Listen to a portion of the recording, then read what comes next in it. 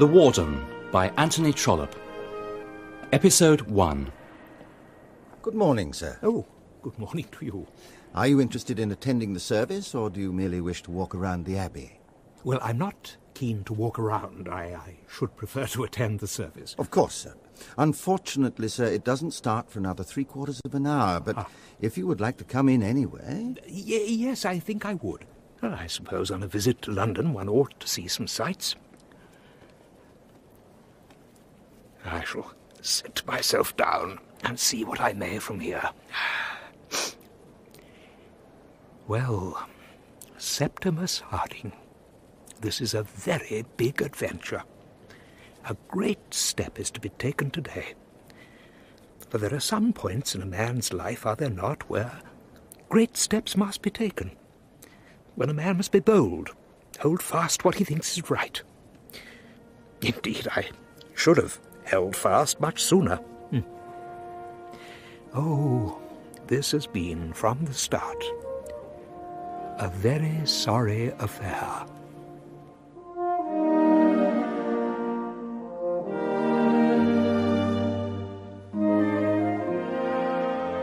When I say from the start of the affair, I don't at all mean from the time that I became warden of the hospital. The past 10 years at Barchester have been, for the most part, happy years.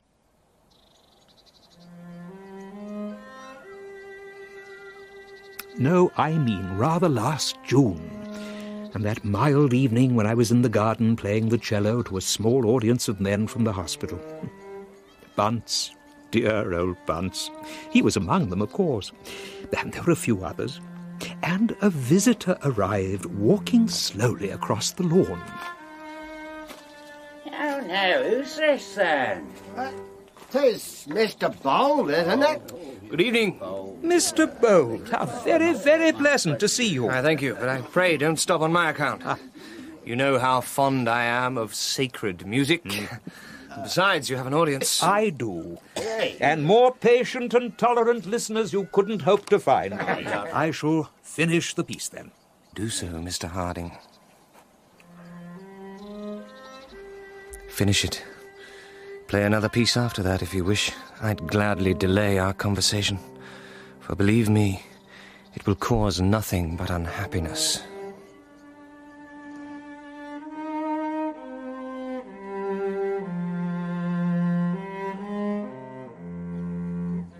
Thank you, Mr. Harding. Goodbye, Mr. Harding. Goodbye, Crumple. Goodbye, Gazy. Oh, you know, Mr. Bold, you do not come here nearly as often as Eleanor and I would like. She is not at home, by the way, but I'm certain she won't be too long. Well, actually, sir... It's a pleasure to see you. And, of course, an evening visitor is worth 10 such in the morning. Morning visits are all formality and business, I find. Yes. Yes, indeed, but I'm afraid I have rather reversed the order of things. Oh? I owe you much apology for doing so. It is on business that I have called. I wish to speak to you about the hospital. The hospital? Oh, very well. Speak, please. If you're seeking information, I'll tell you anything I can. You're very kind. It's about the accounts. Ah, well, then, I can tell you almost nothing. In respect to the hospital's finances, I'm as ignorant as a child. I know they pay me £800 per annum. Yes. But that, I fear, is pretty much all I can tell you. So, how are you keeping, Mr. Bold? How is Mary, your dear sister? We're both very well, thank you. Mr. Harding, regarding the hospital... Yes, Chadwick's the fellow to see. He's the steward, you understand. The accounts are his business. I've already spoken to Mr. Chadwick. Oh. Mr. Harding, I hope you won't object to discussing the hospital with me. Well, I hope so, too. I am aware that you are a man of, shall we say, reforming tendencies, Mr. Bold. You have a very commendable enthusiasm for putting wrongs to right. So I take it you have found something wrong with the situation here. Mr. Harding... When first I was appointed warden of Hiram's Hospital, well, that is, appointed choir master at the cathedral with the wardenship as a sort of adjunct to that post, yes, there were some doubts expressed about my appointment. Well, you perhaps are too young to remember. The position was offered me by the Bishop of Barchester quite soon after Eleanor's sister became married to Dr. Grantley, and so it went about that I had gained my preferment because my elder daughter possessed good looks. Well, I suppose it may well be true. One doesn't think about these things as deeply as one should. But it is about the accounts, you say? Yes, Mr. Harding. In a sense. It has been drawn to my attention, and nothing that I have yet discovered about the matter has persuaded me the other way, that there is good reason to believe that the original requirements of the will, as drawn up by the founder of the hospital, are not being met. Oh. That the 12 old men who reside at Hiram's Hospital, the beadsmen, are being treated... Yes? Well, less favourably than they should be. Less? According to the letter of the will. Bearing in mind that the property, as left by the will, is now grown quite large. So I have been asked to look into this discrepancy. Discrepancy? Yes. Just as, if you recall, I looked into the matter of the toll gate... Oh, yes, indeed you did, and with success. There is no personal enmity, quite the opposite, in what I am doing with regard to the hospital. Oh, of course not. I presume you are of the opinion that I am not entitled to the £800 I received from the hospital. I'm not certain yet, but... You think there is good reason to believe it, I understand. Here comes Eleanor. We'll talk no more on these matters. You'll join us for tea? I think not. This is a pleasant surprise. Good evening, Mr. Bold. Good evening, Miss Harding. Thank you all the same, sir, but it would, I feel... I'm sorry I was not here to greet you. Forgive me, please. I simply cannot stay. I do apologise. Miss Harding? Mr. Harding? Mm-hmm. Have the two of you had some sort of disagreement? Disagreement? Oh, no, Eleanor, I wouldn't call it quite that.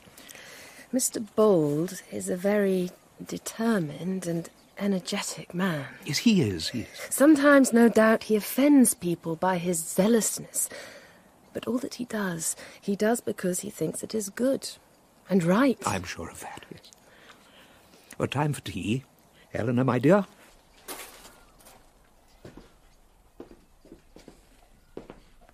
Well, my dear. I wish you would tell me what is the matter, Papa. If you and Mr. Bold have fallen out, I shall be very angry with you both. Oh, believe me, you will have no cause for that. £800 a year for 10 years. That's £8,000, to which perhaps I have no title, and which, if that is the case, I therefore ought to repay. I shall see the bishop tomorrow morning.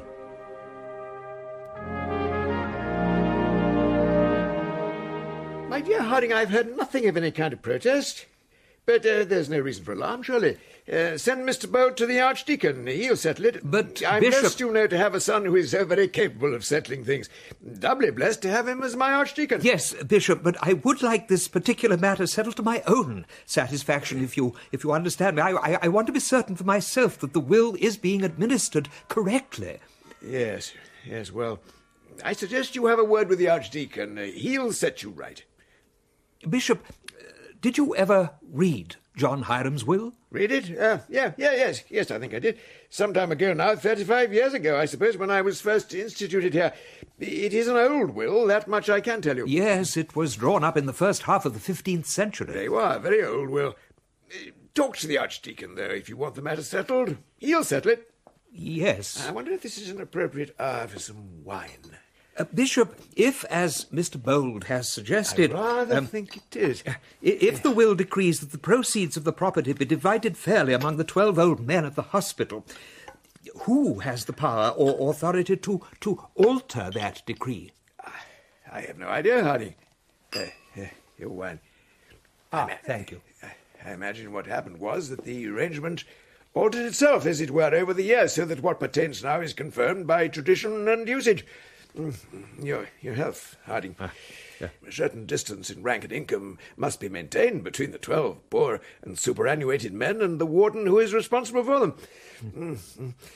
Common sense applies too. If the old men took what at present goes to the warden and the steward, they might no longer be very poor and no longer requiring charity, in which case there would be no need for a hospital. But go and see the Archdeacon anyway. He'll settle it. You haven't touched a drink. But if I saw him, if I went to see Dr. Grantley and found that I couldn't agree with him, though he might, as I'm sure he will, present the argument most forcefully and cogently, but if I still thought that the matter was not settled and that Mr. Bold might well be right and I was in the wrong, what then? I'm so very sorry, Harding, that this business is troubling you, and I wish I could help. Of course, the Archdeacon... But anyway...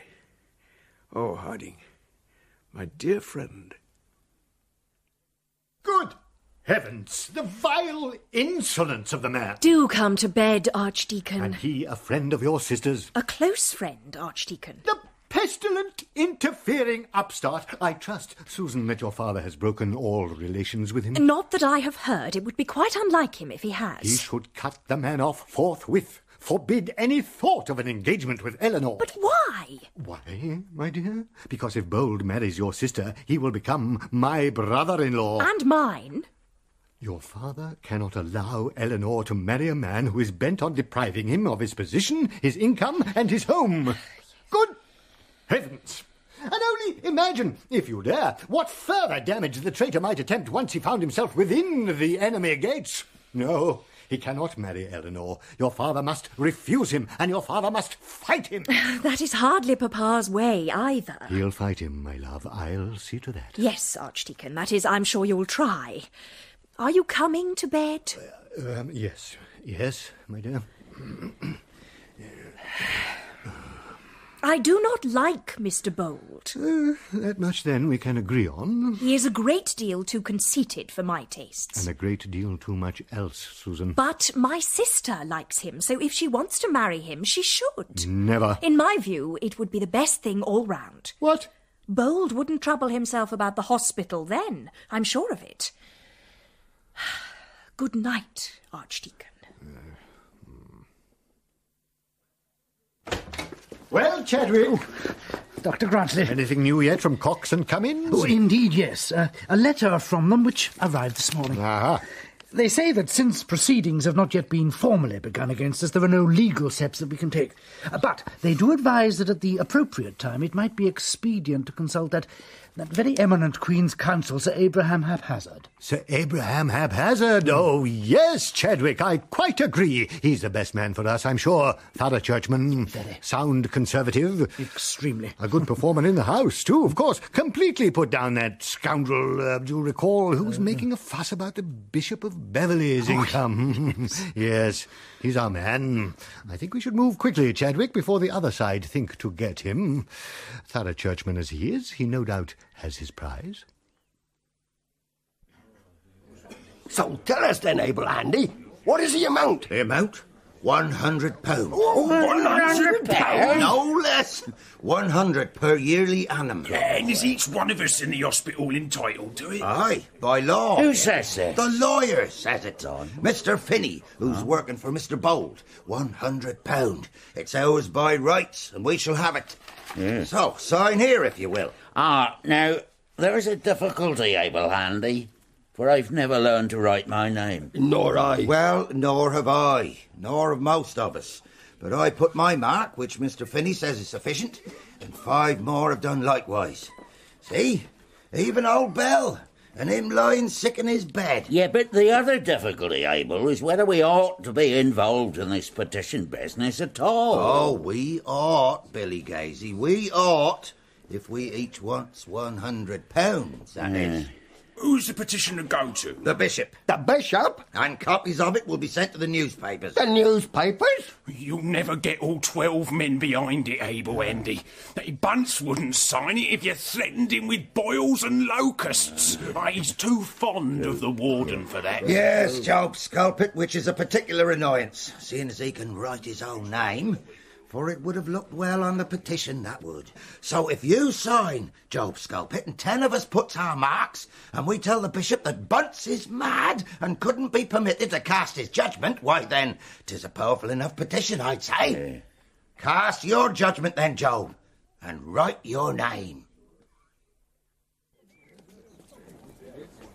Master Bold may try as he might. Master Bold may enlist all the forces of barbarism and iniquity.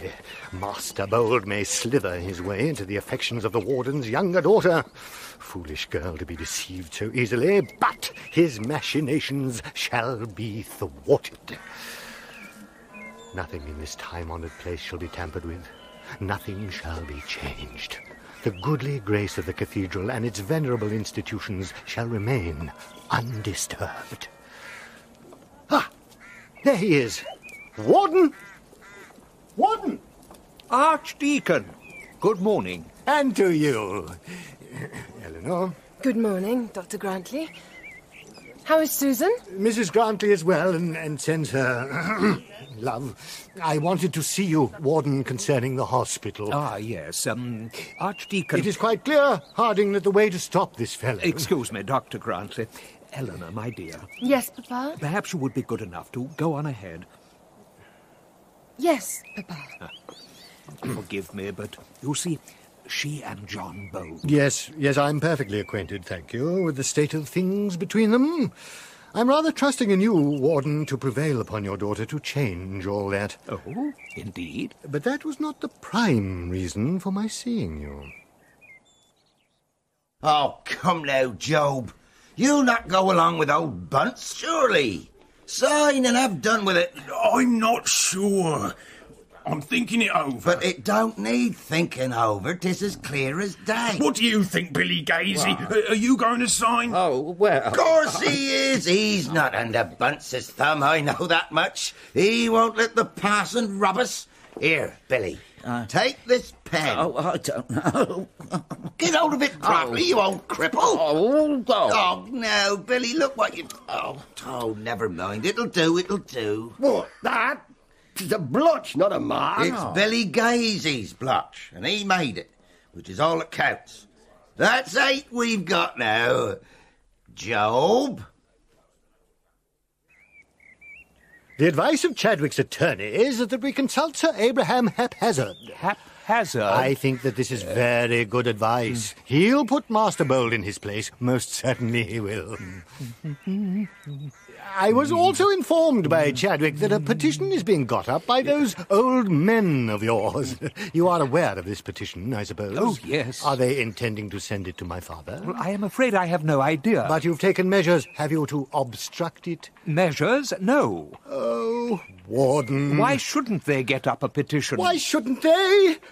Why shouldn't they? I'll tell you why they shouldn't, Warden. And I shall tell them, too. Save them the trouble of taking the matter any further. Come, Warden, to the hospital. Oh.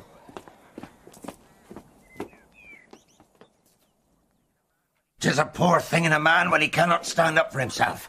Are you going to sign, Job, or are you not? Well... Oh, stop waving that pen about, Job Skulpit, and get your name on the paper. I'll put a mark. That's the stuff. We're all in the same boat now. Well, 9 of us are, which is getting close enough to what is needed. Old Bunce won't be too happy when he's... Morning, Bunce. Won't be too happy when what, Able Andy? When he sees the petition with 9 marks upon it. Here. Is your mark here, Job Skulpit? Yes. And this is Crumple's mark, and this is Gazy's blotch. I would have signed it proper, but... Oh, Job Skulpit, you're playing their game, are you? Oh, Job, what a fool you are. You're all fools playing their game, though they don't care whether you live or die. Oh. You think you'll get money from this business? You must be daft. They'll get the money if there's money to be gotten. Then we'll fill your heads with all this nonsense in the first place. Why were you brought to this hospital? Have you all forgotten? You were brought here and you were glad to come because the world had turned against you. Because you couldn't earn your daily bread no more. 'Twas not so you get rich, but so you could have food and shelter. And anyhow, aren't you all as rich in your ways as his reverence is in his? Aren't you getting all you hoped for, and much more? I don't know. We want what John Hiram left us. What's ours by law? Law? The law wasn't made to help poor men like us. What's that about, then? What that's about is what I came to tell you. We've all of us to gather in the quadrangle, or to listen to the Archdeacon. No.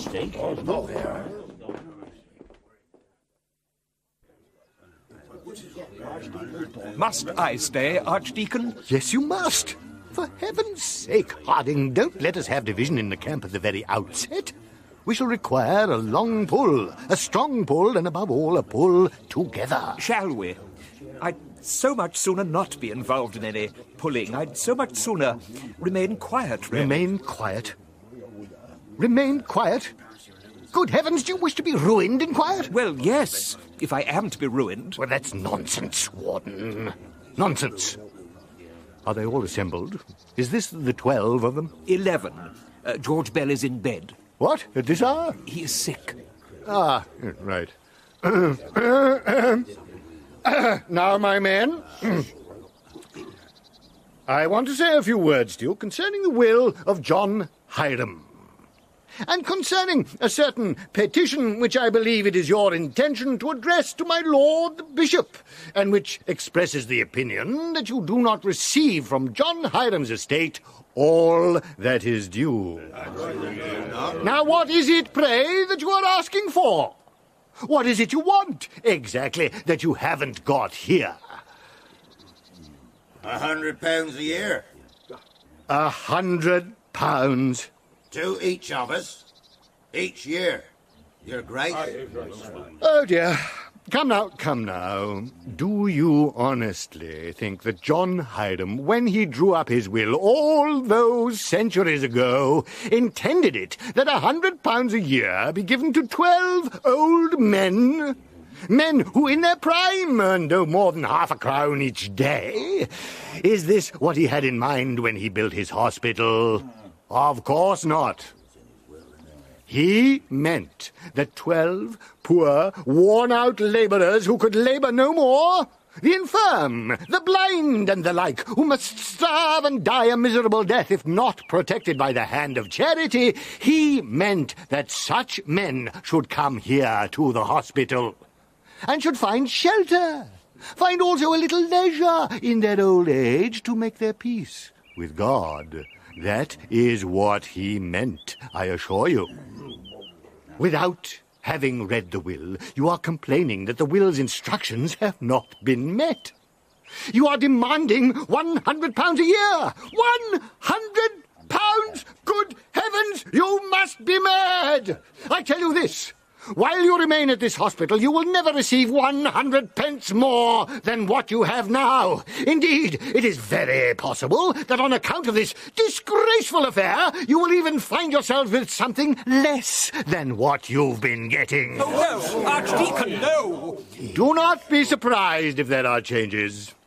My lord, the bishop, and the warden here... No, my friends, there will be no changes. As long as you and I are together here, you will be no worse off, I assure you. God bless you, Reverend. God bless you. God bless you. Yes. God bless you. Forgive me, Dr. Grantley, I interrupted your speech.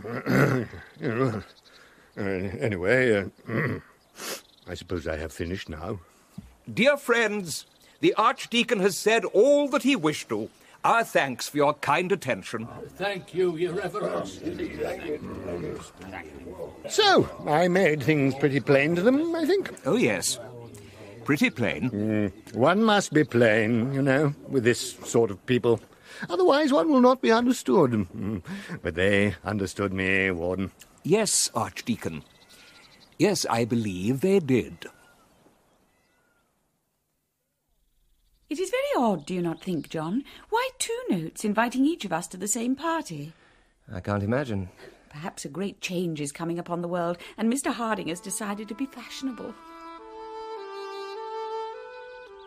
How much easier this would all be if he could bear me ill will. Or rather, if he could show me that he does. Instead, he must write to me and express himself in generous, cordial terms, and make me feel much more of an unpardonable wretch than if he had turned on me in anger, and with sharp words exposed my every fault. I suppose since we have been given separate invitations, we must write out separate acceptances. Yes, Mary. Or rather, you must accept on your own behalf. But I'm afraid I shall not be going to the party. You won't? Why, ever not? I wish I could, but I fear I cannot go to Mr. Harding's house for the time being. Not as a friend. Oh, brother dearest. Have you quarrelled with Eleanor? No, not with Eleanor. Nor with Mr. Harding, indeed.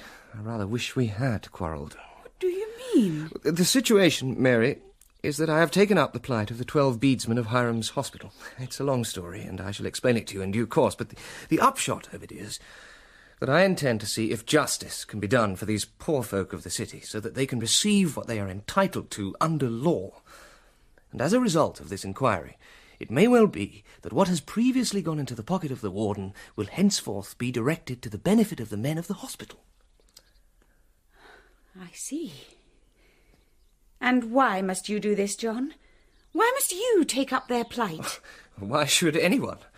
On that principle, injustice is never to be opposed, and the weak, the oppressed, and the poor are never to be given help. But you are a friend of Mr. Harding. Yes, or at least I was. On matters such as this, however, private motives and feelings must never be allowed to interfere. I esteem Mr. Harding, but does that mean I must turn a deaf ear to the dictates of my conscience? And what then of Eleanor? If she has the kind of spirit I think she has, she'll not condemn me. But you love her. Yes. And I tell you now that she loves you. I have hoped that she might. But I cannot, because of a love that she and I may share, go back from this task.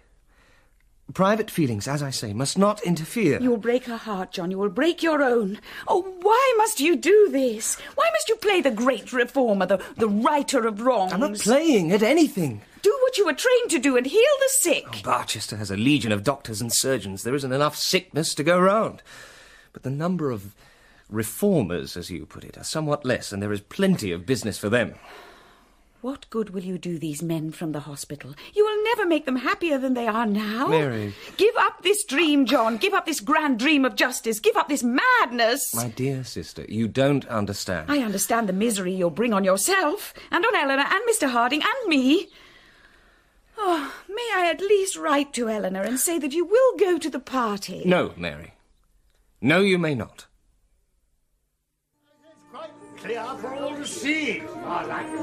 Papa? Yes, my dearest. I'm just going to my study to collect the cello. I've been persuaded to join the band. Papa! I think we can say that it is going pleasantly enough, though I wish the Archdeacon wouldn't shout so loudly when he's at the card table. Papa, Mr. Bold is not here tonight. No, I did write to him. Well, do you know why he has not come?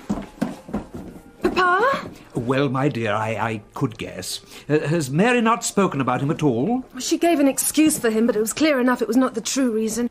I know something is wrong between the two of you. That day when he was here... Yes. Tell me, Eleanor, sweetest Nell, do you like Mr. Bold much? Do I like him? Well, like is a poor word. Do you love him? Why do you ask me, Papa? Dearest child, there is, as you say, something wrong between Mr. Bold and myself, and I will explain it to you, and you will understand why he is not here this evening. But listen, dear Nell, if you loved John Bold before, if you love him now, there is no cause why you should not go on loving him. He is a good man. I'm certain of that.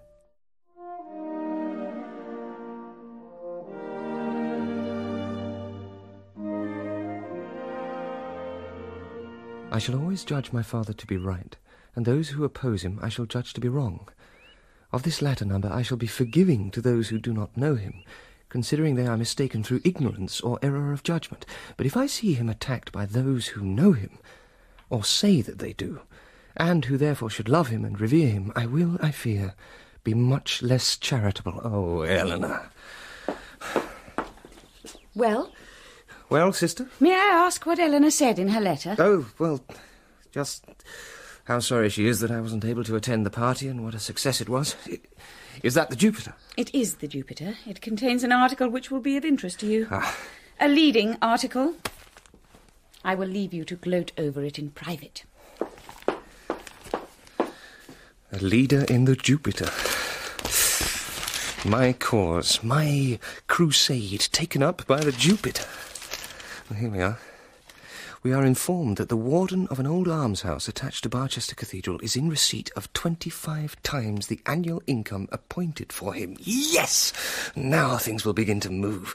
It is impossible to conceive a case of greater injustice here. On what foundation, moral or divine, is grounded the warden's claim to the large income he receives for doing nothing? Does he ever ask himself, when he stretches wide his clerical palm? But I'd rather they hadn't made a personal attack on Mr. Harding. Does his conscience never entertain the question of his right to such subsidies, or is it possible that the subject never so presents itself? Thank you, Archdeacon. Perhaps Harding has heard enough. Have you heard enough, Harding?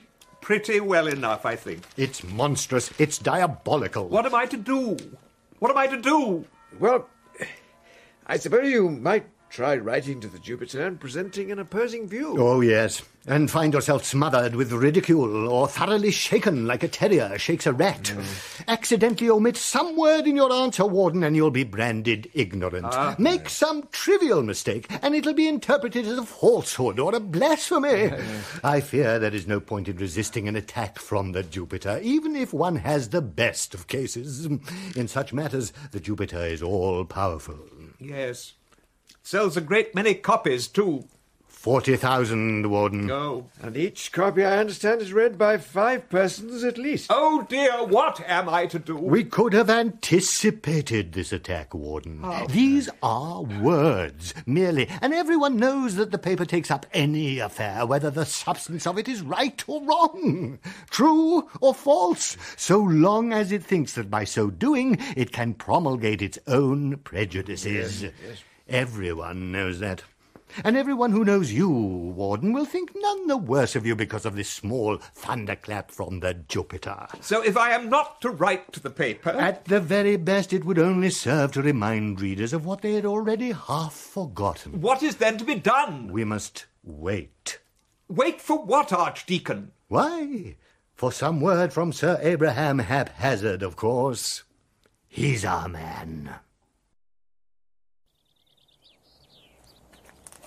Yes, Bunce, what is it? I just came to tell your reverence how sorry I am. I mean about this matter which is bothering you so sorely. Yes, thank you. And also, I hope there'll be a speedy end to it. Thank you, Bunce. Also, your reverence, I wanted to inform you that I did not sign the petition. Well, that was very kind of you, Bunce, and single-minded. Thank you.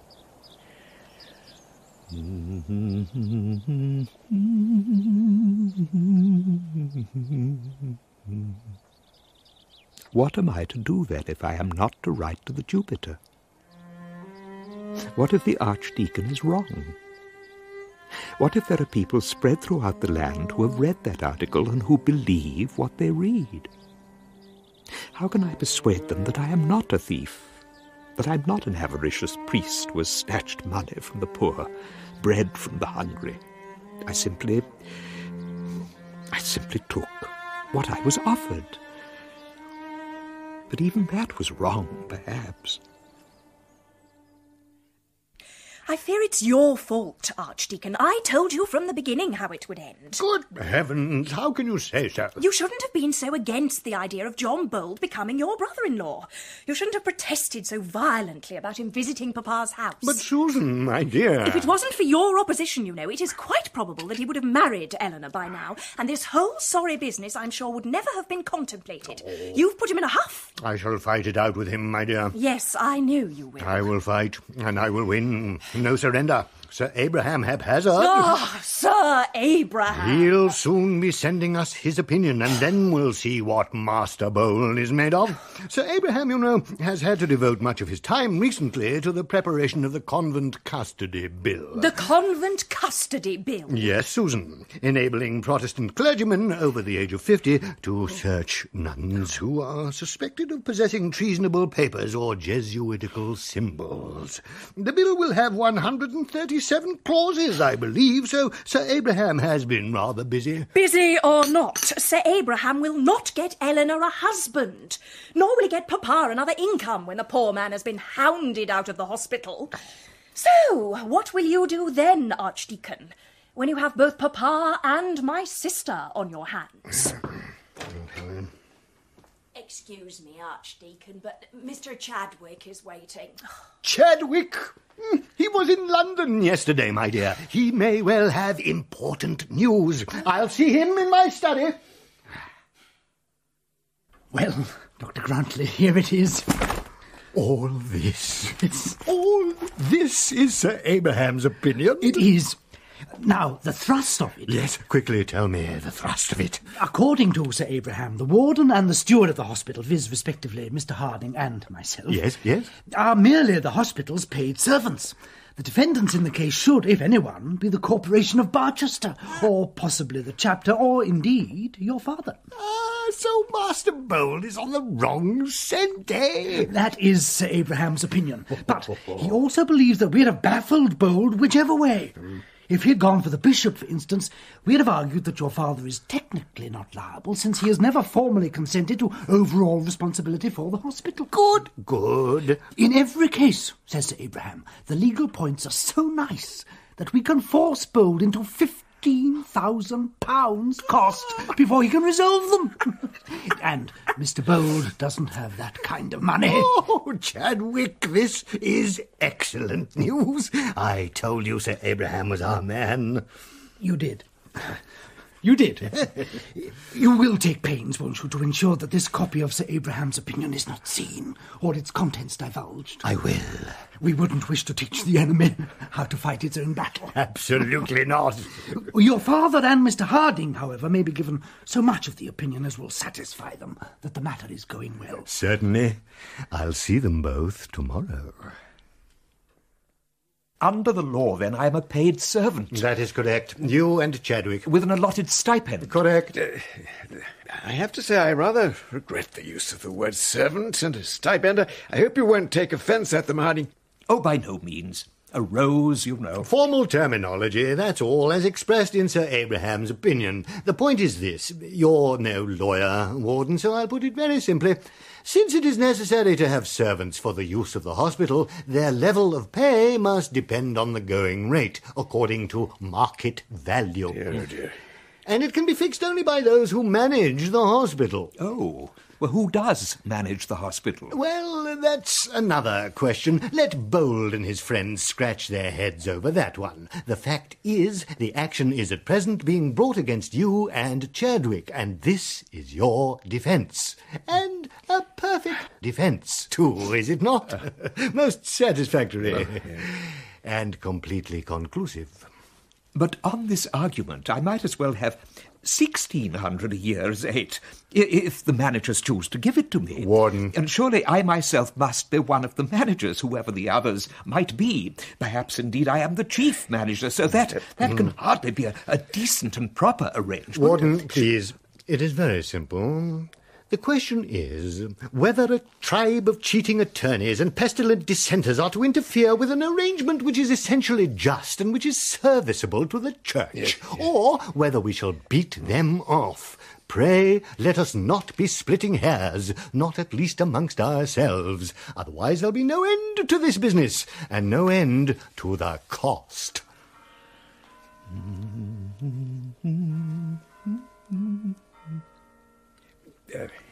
Are you any happier now, Harding? Forgive me, but I find it too distressing. If this stipend of £800 a year is my due, if I have a just and honest claim to it, as God well knows I always thought I had, then, well, I am anxious to retain it. I have myself and my daughter to look after. At my age, I have become accustomed to certain comforts.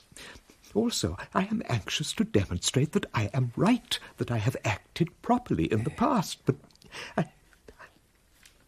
I cannot do it. Not at this price. Not at this price? What do you mean, Warden? I cannot endure what has already been said of me, what has been written of me. Bishop, I can't be indifferent. I can't be contented. Would you, my lord, expect me to be so? No. I cannot do it. My dear Harding, you will not be asked to do anything that is painful. You will only do what your heart tells you is right. Is that not the case, Archdeacon? Well, my lord, I see the matter thus wise. It is not only ourselves we have to look to here. The interest of the Church is in our charge. We cannot abandon what has been entrusted to us. We cannot yield on this occasion, else nothing will be safe from attack, and the Church of England will fall altogether. Oh. There is no justice in the charges brought against you. You know that. You are convinced of your own honesty, and yet you would yield. Give up the fight. And why? Cowardice, Warden. Oh, no. Cowardice. Cowardice, dear, oh dear. You owe it to the Church to fight this fight. You owe it to my father to support him. You owe it to those wardens who preceded you at Hiram's Hospital to assert the legality of their position. You owe it to those who are to come after you to maintain the wardenship undamaged as you received it. And you owe it to us all, so that in perfect brotherhood we may support our great cause. Oh, dear. You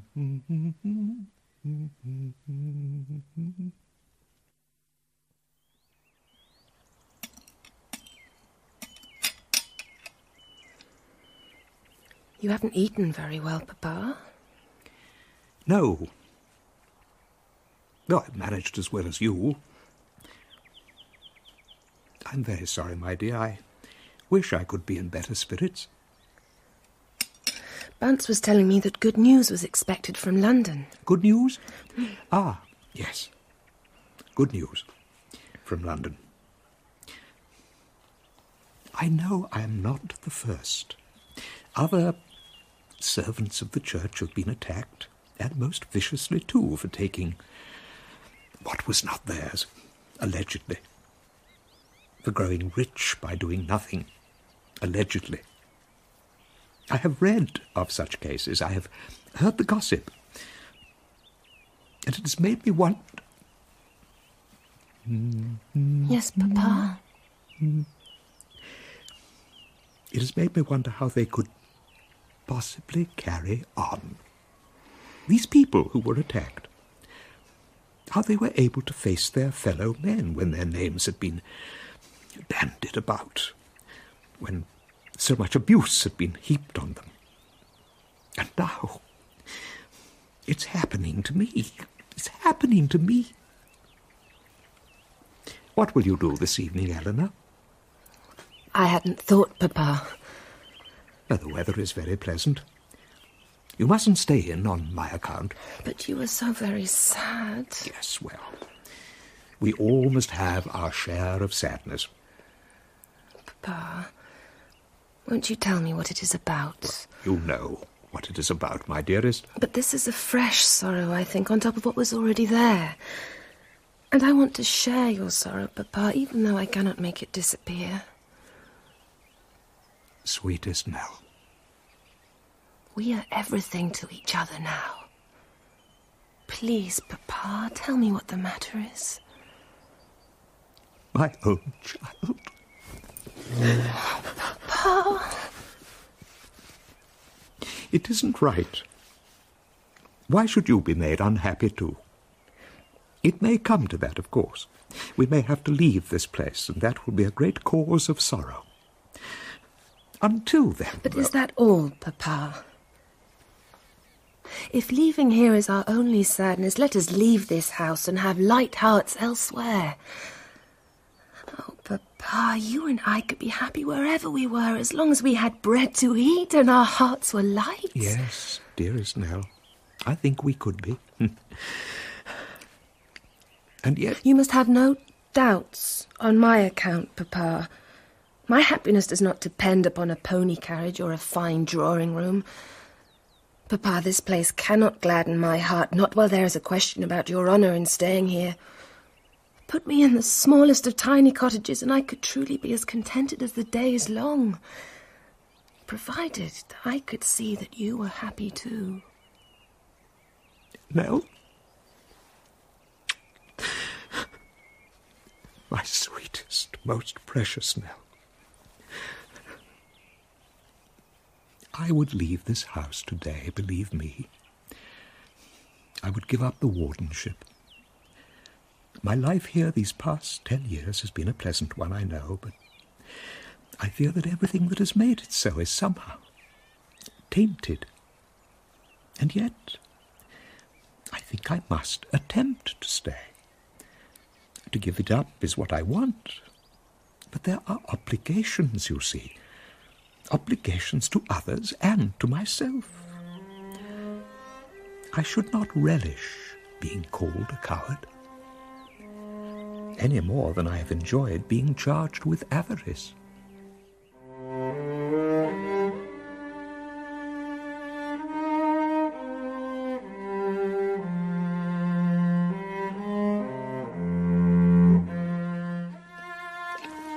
Good morning, Mary. Oh, Eleanor. Do you have a few minutes to spare? I have the whole day to spare if you need it. I must ask for your help with regard to the hospital. Yes? I want it arranged that I can talk with your brother. Tomorrow, if he has returned from London by then. No, by then he will have gone back. Oh, so he is here in Barchester. He arrived unexpectedly this morning. You know, Eleanor, I think this whole affair is a sort of extravagant act of folly. He spent a week in town seeing lawyers and members of Parliament and people in newspaper offices. And now he is here on further business. But tonight he plans to take the mail train and to be in London again. So much rushing and chasing. Might Mr. Bold have time, do you suppose, to let me speak to him today?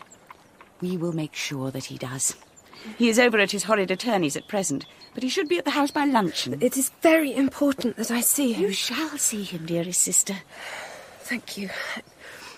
I wish you would not call me sister. But of course I must, since sisters we are in all but name. No, Mary. And you must call me sister too, and no more Mr. Bold, please. He is John, and you shall call him so. This business of the hospital will in quick time, I hope, be settled. John is suffering from a temporary madness only. When he discovers the extent of the hurt that he is causing your father and yourself, he will come to his senses. I hope and pray that he will. And then, dearest sister? Why then? No, you must not have any thoughts about me and Mr. Bold. You must not say any more about that sort of thing, even in a joking way. I wasn't joking, Eleanor. But will you tell me why you wish to see him? I want simply to beg him to give up this action of his. Give it up before my father is injured any further. Yes, and then? Why, when I have begged him, then I very much hope that your brother might relent. I think it is more than possible that he will. But when he has relented, dear Eleanor, what then? Mary, whatever there was between myself and Mr. Bold cannot continue. Of course it can and will. It is the most natural thing in the world that, having relented, he will ask you there and then to be his wife, and everything will end quite happily. No, Mary. But Eleanor... No. Having demonstrated his better nature in yielding to you, might he not be rewarded? No. That would be wrong. I am not ashamed to beg from Mr. Bold and urge him to confer this great favour upon Papa, but it is as Papa's daughter that I will plead, and no other terms will be permitted in the bargaining. And yet you love John. I know you do. And he loves you, Eleanor, better than anything in the world. Well, Oh, Mary, this is nonsense. But you do love him? You love him with all your heart. Eleanor? There. I knew it. It makes no difference, though. Does it not? No, not to the favour I must ask of him. And Mary, you must tell him nothing. Concerning the purity and depth of your love for him, you mean? Oh, you are the cruelest of girls. And the kindest. Oh.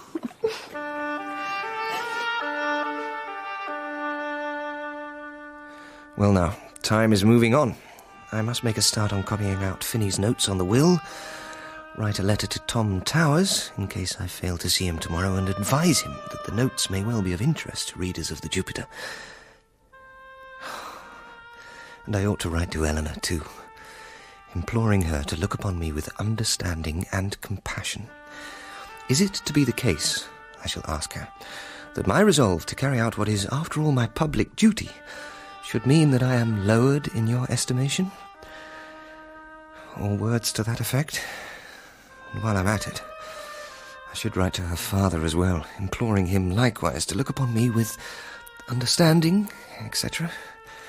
Something along the lines of, is it to be the case that these recent untoward events should be a bar to our ancient friendship, or to an even closer tie? Perhaps it would be better to wait until Mr. Harding has lost his income and his home. Oh, must it come to that? And then ask for Eleanor's hand in what might be interpreted as a gesture of reconciliation? Or of extreme insensitivity? What if you have lost your home, Mr. Harding? What if you have lost your income too? You're about to acquire a son-in-law. Oh, best of all, I should give up this business entirely. Drop the lawsuit. Go to Australia and make a fresh start. With Eleanor, of course. Oh, what am I to do? I love her. Perhaps I should blow out my brains.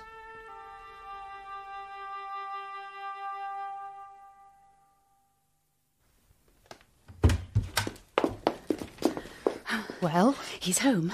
This is the coat he took with him this morning. Shall I tell him you are here? Yes. No, wait.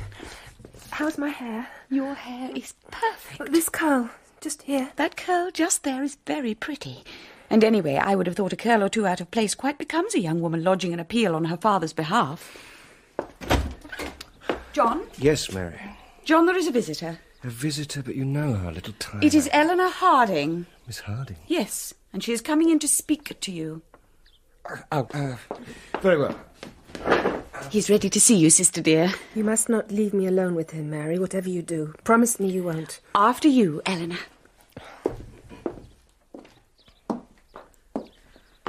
Mr. Bowles. Miss Harding, this is a How do you most pleasant surprise, thank you. I'm very well. How are you?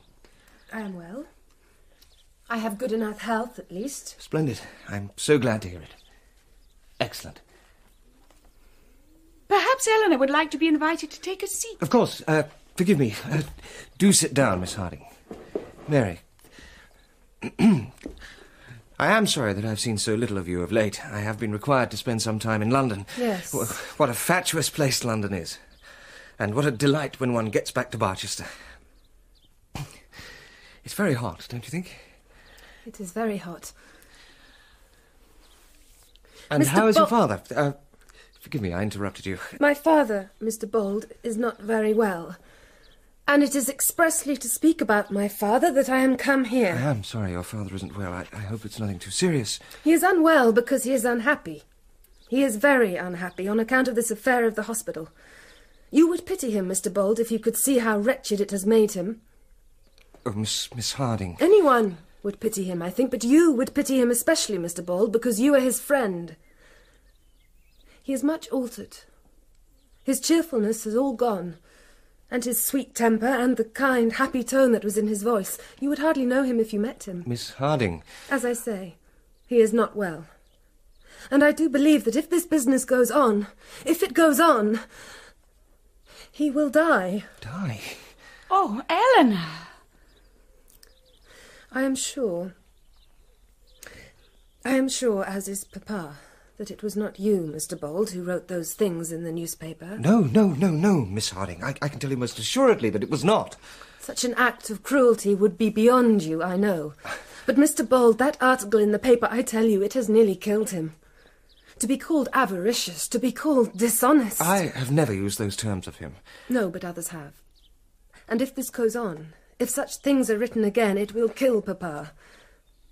You must realise he does not care about the income from the hospital. Of course he doesn't. Money isn't at all important to Papa. I know of nobody less touched by material possessions. Thank you. It's good to hear you say so. I can't bear the idea that people should think unjustly of Papa. He would give up the hospital altogether, only the Archdeacon has told him it would be an act of cowardice and desertion and one which would damage the church, so he cannot leave, can he? Not, I mean, because the Archdeacon has told him he mustn't, but because it wouldn't be right. I understand.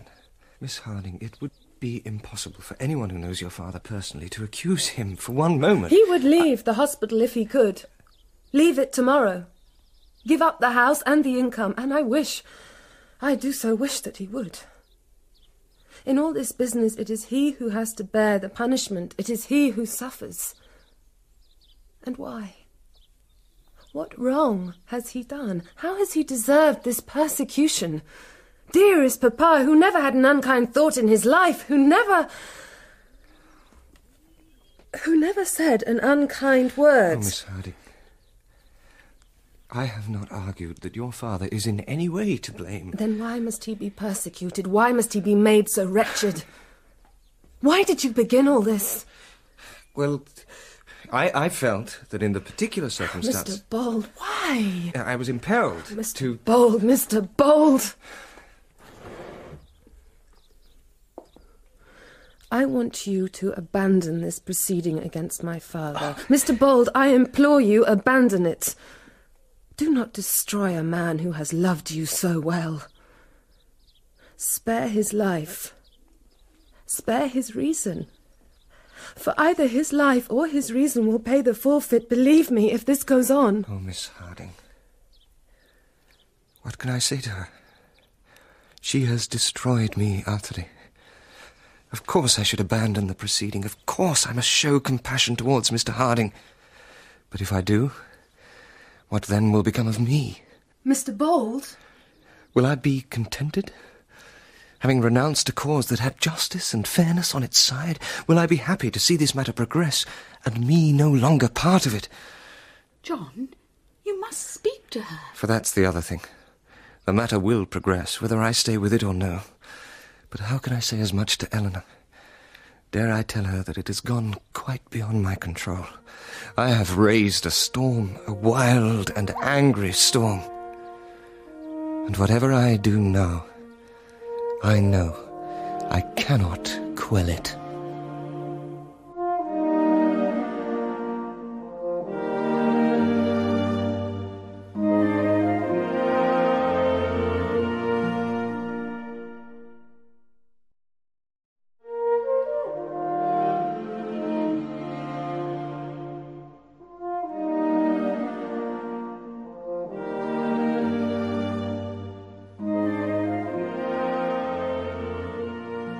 The Warden by Anthony Trollope.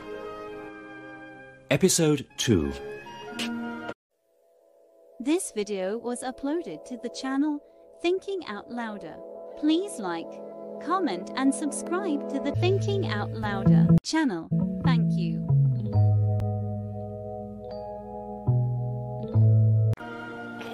Oh, this is a very hard stone step to be sat on. Ooh, and a cold one, too. But it is at least a place to be sat, and full of wonders as London is, I do not much relish the prospect of tramping its streets till nightfall. So I will sit here, opposite this fine piece of statuary. Ah, William Pitt. Indeed. And he looks every bit as vexed with matters as I am. Oh, if it all somehow could have been avoided. I do not blame John Bold. In seeking to reform the hospital, he acted, I'm sure, out of the purest and truest of motives. It would have been best, I suppose, if I had never taken on the wardenship in the first place, if I'd never got the lovely house, the £800 a year. simply never occurred to me that what I was doing was wrong. Mr. Bold, I want you to abandon this proceeding against my father. Mr. Bold, I implore you, do not destroy a man who has loved you so well. Spare him. Spare his life. Spare his reason. For either his life or reason will pay the forfeit, believe me, if this goes on. Oh, Miss Harding, there is... Mr. Bold! Surely, dearest brother, you cannot refuse her. I would give her my soul, Mary, if it would serve her. No, Mr. Bold, do not speak so. I ask nothing for myself. And what I ask for my father, it cannot harm you to grant. John? I say it again, sister, I would give her my soul. No, Mr. Bold. Everything I have is hers, if she will accept it. My house, my heart, everything. Every hope I have is fixed on her, and when I see her in sorrow, as I do now, every nerve in my body suffers. Mr. Bold! No man could love her better than I do. No, please! There must be no talk of love between us. Simply tell me, if you will, whether you intend to protect my father from the evil you have brought on him. Whether you will allow him to live out his days in peace. I will do anything for you.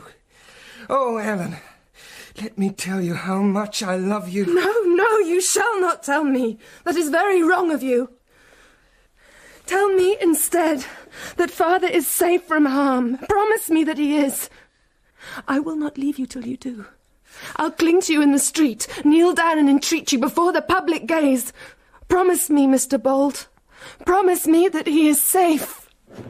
You must speak to her, John, and you must accede to her request. You are not a cruel man. No, indeed. Nor would you be false to me. If you give me your word, I know you will keep it. Give me your word, Mr. Bold, and I will let you go. Mr. Bold? Well, then I give you my word. John! All that I can do for your father, I will. Oh, then may God Almighty bless you forever and ever.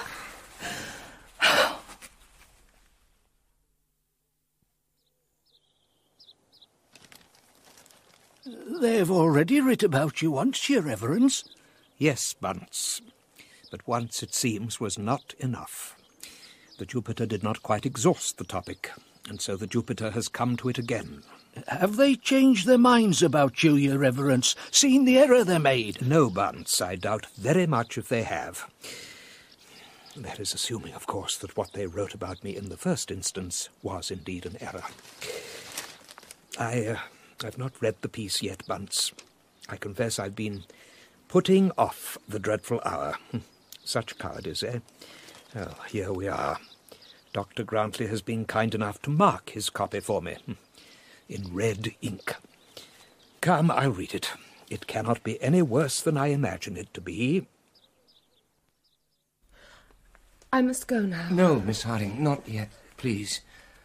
Allow me to explain just what it is I can do for your father, and what, I fear, may be beyond my scope. That is very sensible of you, John. It wouldn't be right for Eleanor to be under any misapprehensions on this matter, would it, Eleanor? No, I don't suppose it would. Oh, why don't we all sit down so that we're comfortable? John, if you would sit on the sofa. By all means. And I shall sit on the sofa here. And Eleanor shall sit on the sofa too, between us. Come, sweetest sister. Very well. There. What a fine triumvirate we make. Speak, John. Speak to your sisters. You've read nothing yet that was about yourself, your reverence, unless I was dozing. No, Bunce. The writer has dealt with other, loftier clerical figures first. But now I think... Yes, here we are. We also feel it is our duty in this regard to return to the question of the Barchester almshouse, which we have already had cause to place before our readers' attention. We do this because, in response to a petition signed by the old men of the almshouse... Not all of them, not all of them. No, Bunce. They couldn't make me sign it. No, Bunce, and very grateful I am to you for your support and comradeship. And in defence of an action which was taken on their behalf... No, not on my behalf. By a gentleman acting solely on public grounds... They mean Mr. Bold, do they? Yes, Bunce. In defence, we say, of the action which has been brought against the warden of the almshouse, Mr. Septimus Harding. A plea has been set up by the leaders of the church in Barchester. This plea, supporting the warden's practice of taking for himself 3/5 of the charity's annual revenue, is one we know will be particularly revolting to the minds of true English churchmen. Oh dear, Bunce. Oh dear. It argues that what Mr. Septimus Harding receives is his stipend as a servant of the almshouse, and that he is not himself responsible for calculating the amount that he receives. Well, isn't that true? Such a line of defence might be used with respect to a bricklayer employed on an almshouse building or a woman who cleans it, but we feel that we do not much care for a clergyman of the Church of England... for a clergyman of the Church of England who could allow such an argument to be put into his mouth. Is that the end of the piece, Your Reverence? No. There is more yet. But I fear, Bunce, that it has already become as bad as I imagined it might be, and even worse. I've read enough. Of course, I cannot guarantee that the legal action will cease. There may be others who will wish to take it up, though I doubt it. All I can say, Miss Harding, is that the lawyers in the case have received their instruction directly from me, and, indeed, their monies. I will advise them at the first available opportunity that I wish the case to be dropped. What about the Jupiter? Well, the Jupiter, yes, well, that will not be so easy, I fear. Despite what some folk in Barchester have said, I have not written any of the newspaper copy myself, or directly requested that it be written. I was never in a position to do that. But you do know Tom Towers, do you not, John? And it was Tom Towers who wrote that leading article. I do know him, yes, and I believe he did indeed write the piece. I believe, too, that there is another leader in today's edition. Oh, no. I haven't seen it myself.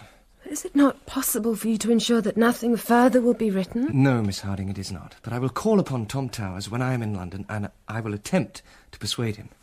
At the very least, I hope that I could prevail upon him, if he writes again about the affair, to desist from any personal allusions to your father. Thank you. Thank you, Mr. Bold. And now, really, I must go. So soon, Miss Harding? I must hurry back and tell Papa the good news.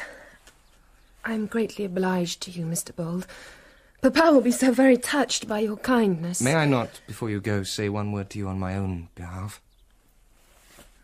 Mr. Bold. I shall fetch your bonnet, sister dear. No, Mary, don't go. I'll fetch it myself. It's quite all right. It's quite all right, Eleanor.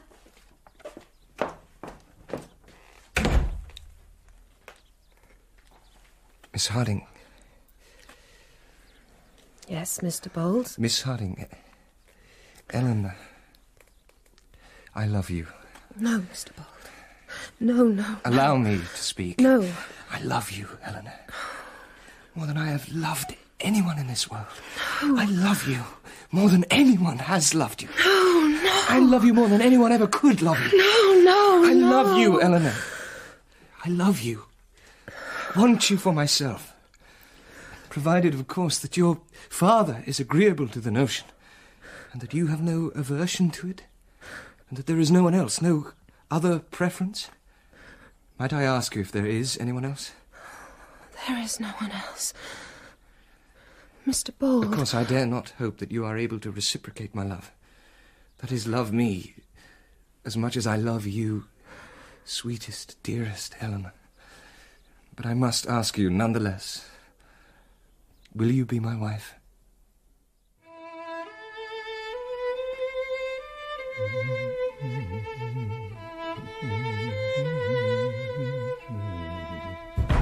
Papa! Papa, may I come in? Eleanor. I have have some news for you, Papa. Yes, and I have some for you. Oh. Well then, for I am determined to outdo you, Papa. I have 2 pieces of news. But you first. I am going to London. London? Yes, my dear. I intend to settle matters one way or another. I am afraid, Eleanor, that there are some things which cannot be endured, which must not be endured. Papa, what has happened? I had such good news about the hospital. Do not tell me now that I am too late. What is your good news, Eleanor? The lawsuit is over. Ah.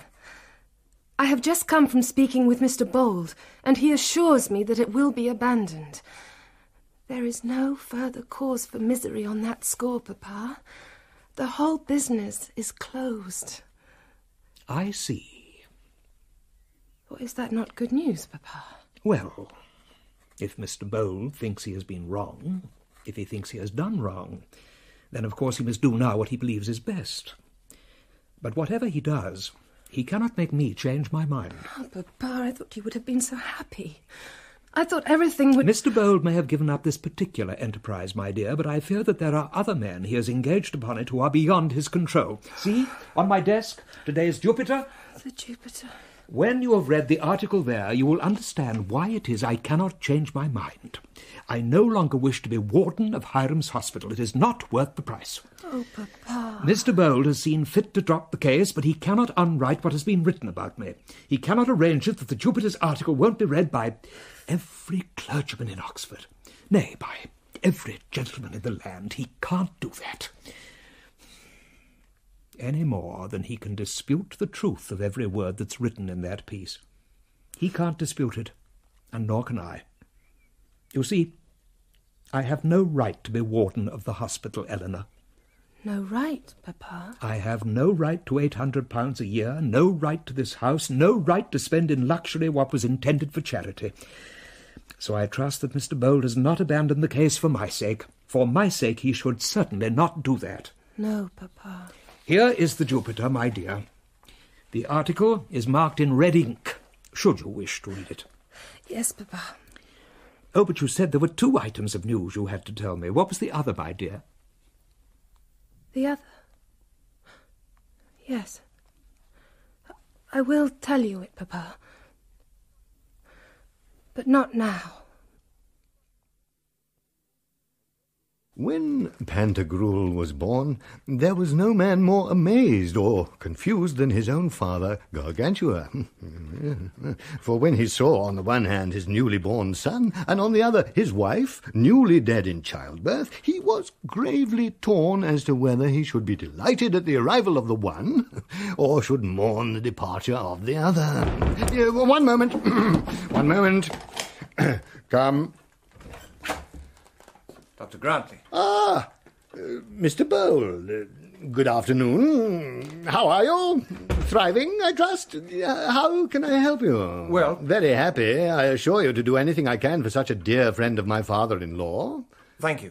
I hope you'll excuse my calling, and so suddenly... Of course, with no apology is necessary from Mr. Bold. This is, I take it, a convenient moment. Not entirely, to be truthful, since I have a sermon to complete and a pile of ecclesiastical business to be gone over, but no matter, pray, speak. Dr. Grantley, I intend to terminate the legal proceedings which I commenced in connection with Hiram's Hospital. Oh, I see. You intend to do that, do you? You intend to abandon your attack upon Mr. Harding? Mr. Grantley, there has been no attack, I assure you. Well, we won't quarrel about words. I should call it an attack when a fellow attempts to take away from another every shilling he has to live on, but it shan't be an attack if you don't like the word. That game you've started, then, you've had enough of it. Can't say I'm surprised. Not much of a game, is it, when you happen to be losing and you have everything to pay and you had nothing to gain in the first place? Forgive me, Dr. Grantley, but you misinterpret both my reason for commencing the proceedings and the cause of my desiring to put a stop to them. Oh. But never mind that. I came to tell you of the decision I have taken, not of my motives. And as I have done that, and as you are a busy man, I'll wish you good day. One moment, Mr. Bold. One moment. This conversation should perhaps have been left to our lawyers, but in view of the fact that you have given me your information, you will be good enough to hear my response. Very well. I'm in no hurry. The situation, Mr. Bold, is this. You have humbugged a number of old fools at the hospital and tricked them into believing there are vast sums that are theirs for the taking. You have somewhat ostentatiously declared that it is your duty as a man of high public virtue to protect these old fools. You have exposed a very worthy gentleman who once counted you as a friend to all the ignominy and insolence which the press can heap upon him. And now, you find it's more than it's worth, this game of yours. You think you'll finish with it. Very prudent. Or at least it would have been, Mr. Bold, had you thought of doing it earlier. But has it occurred to you, I wonder, that we, for our part, may not choose to let the matter go? That we may now find it necessary to punish the injury that you have done to us? We went to great expense to resist this iniquitous attack of yours. We employed the best advice that money could procure. Do you have any idea, Mr. Bold, of the cost of securing the services of the Attorney General, Sir Abraham Haphazard? No idea at all. I dare say you don't. Negligible as your own lawyer's fees were, you were indifferent to the crushing burden that others might have to endure. But you will know the cost soon enough, Mr. Bold, for it must come out of your own pocket. Dr. Grantley, it was with the warmest, kindest feelings that I came to see you. Oh, yes. But I regret to find that these feelings have been outraged by your response. Outraged? Yes, they have. For I have shown you that I will not permit my father-in-law to be ruined. And that must be a great outrage to your feelings, I'm sure. The matter will proceed, Mr. Bold, and you will be defeated, as of course you had begun to realise you would be. Word had reached you, I dare say, of Sir Abraham's latest opinion. I know nothing of Sir Abraham's latest opinion. Indeed? I have it here, Mr. Bold. This is Sir Abraham's latest opinion, and in it, Mr. Bold, he declares most explicitly that you do not have a leg to stand on, that Mr. Harding is as safe in Hiram's hospital as I am here in the rectory. This is his opinion, sir, the opinion of the first lawyer in the land. Dr. Grant. And you expect me, sir, to make you a low bow and to thank you for your kind offer to withdraw the case. Your case is doomed. You knew that well enough before you came here, but you shall lose it in court, sir, and you shall pay the penalty. I wish you good day, Mr. Bold.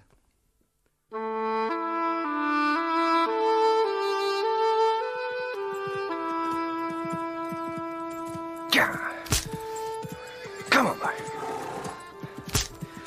That man is the very devil. Satan on earth. There can be no doubt about that. Oh, insult upon insult. Humiliation, defeat. Nor is there much comfort to be derived from the thought of my success in love. For that very success has resulted in failure over the hospital.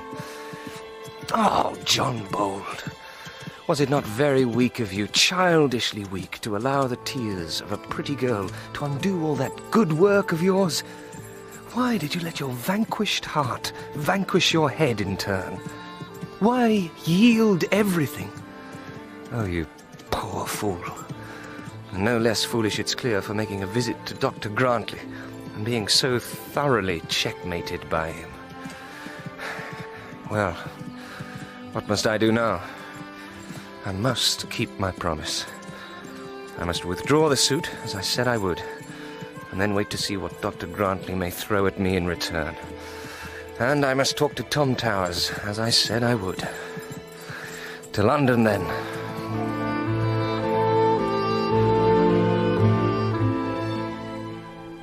I have prepared your things for you, Papa. Thank you, my dear. Very kind. You have not yet explained to me why you must go. What exactly you intend to do in London? I intend to see Sir Abraham Haphazard. Sir Abraham Haphazard? Well, it is Sir Abraham, as you know, who has given Dr. Grantley an opinion regarding the hospital. It is Sir Abraham on whose advice, if the proceedings should continue, a plea will be made on my behalf, or so it is intended. I wish to see Sir Abraham, ask him if indeed no better plea can be made. For you see, my dear, if the Jupiter is right, if all that can be offered in my defence is that I am a servant of the hospital, and not myself responsible for setting the particular sum of money that I receive, well, it is not enough. It amounts to nothing more than a mere quibble, and if I have no better excuse to put forward than that, then I and the hospital must part company. Yes, Papa. Yes? I think you are right, Papa. You do? Most assuredly and emphatically. Oh, dearest Nell, how very good it is to hear you say so.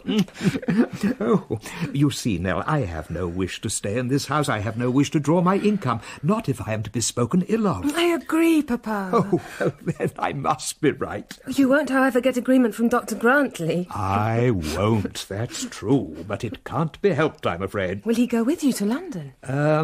No, Eleanor, I think not. I think I shall be off very early tomorrow, before the Archdeacon could possibly be ready. Yes. Yes, that might be best, Papa.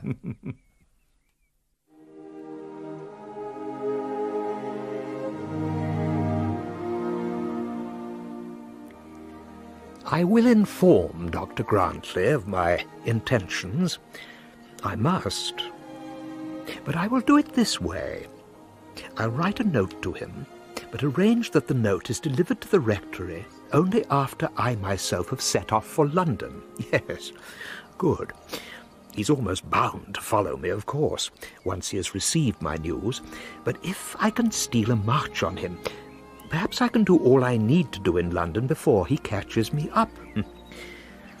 I must try it anyhow. If the Archdeacon forestalls me, well then, I'm almost assured of failure in my mission. For the Archdeacon, in my experience, has strong powers of persuasion.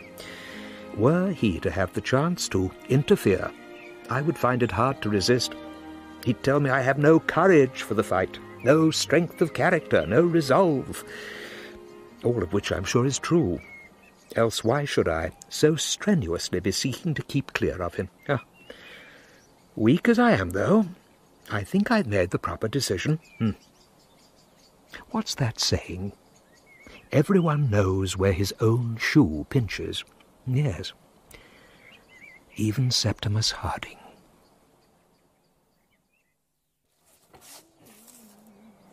The garden will be hard to give up.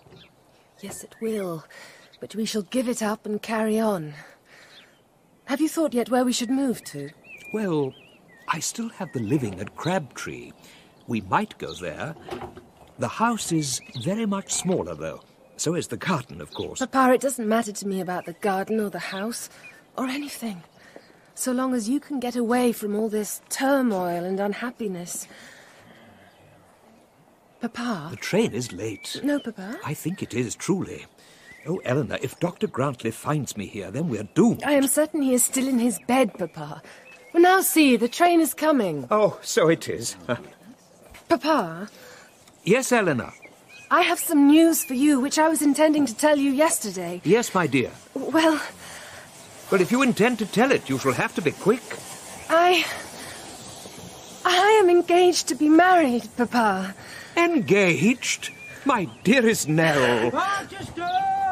Am I right in thinking that it is Mr. John Bold to whom you are engaged? Oh, yes, Papa, of course, Papa. Well, you have my blessing. Oh, thank you. Recent circumstances may have created a small rift between him and me, but it'll mend, I'm sure. Your engagement will help there. I hope so, Papa. You must get on board, Papa. Yes. Eleanor, the man you have... The man you have promised to marry is an honest man.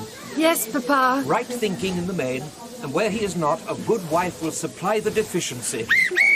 You're fortunate, my dear. Yes, Papa. But he is doubly so. Goodbye, sweetest Nell.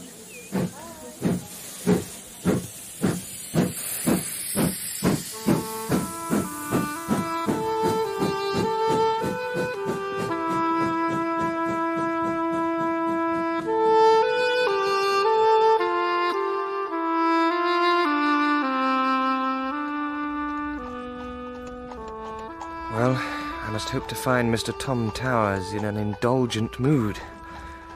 Knowing Mr. Towers as I think I do, I dare not be too hopeful.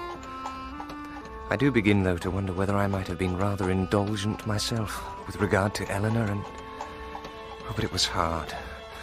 When the tears streamed from her eyes and her hair fell loose and dishevelled, and she pleaded on her father's behalf with such eloquence and in such distress, it was hard not to yield. She is very lovely, and I am to marry her. But I wish I had not let myself give in over the hospital. I wish Here we are, sir. The temple, sir.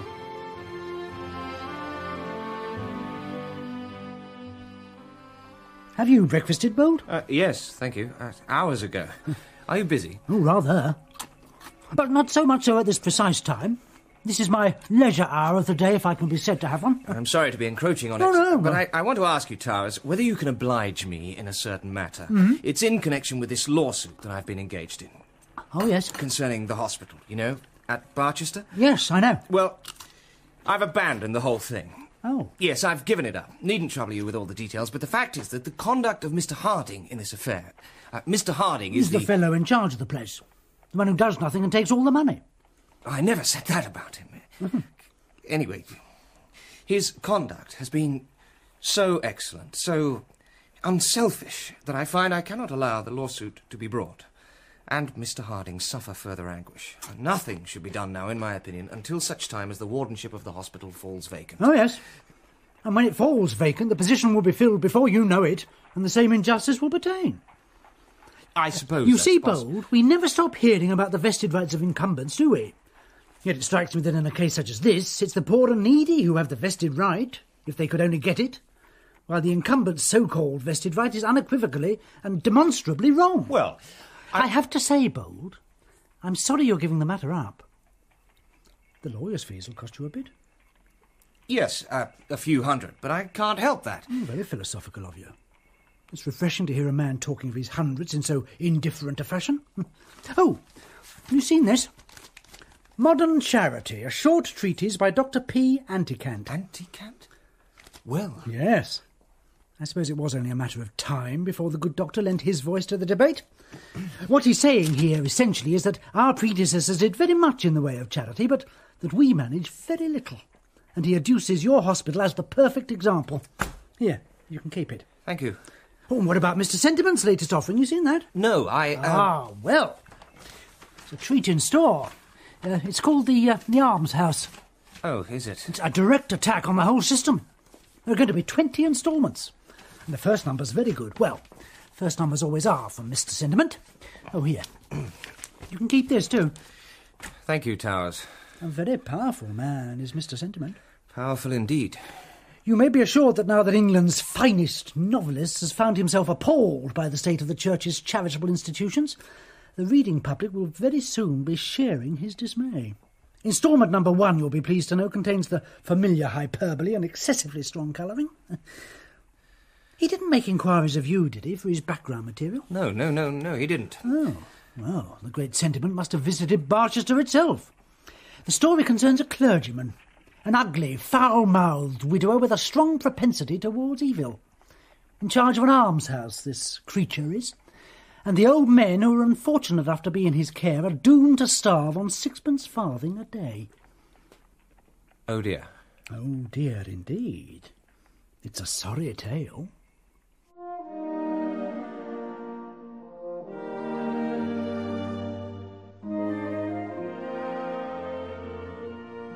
I do indeed remember you, Mr. Harding. Last time you visited us, there was a book of sermons you were having printed. Oh, you're very close. Music. Church music. Music, yes.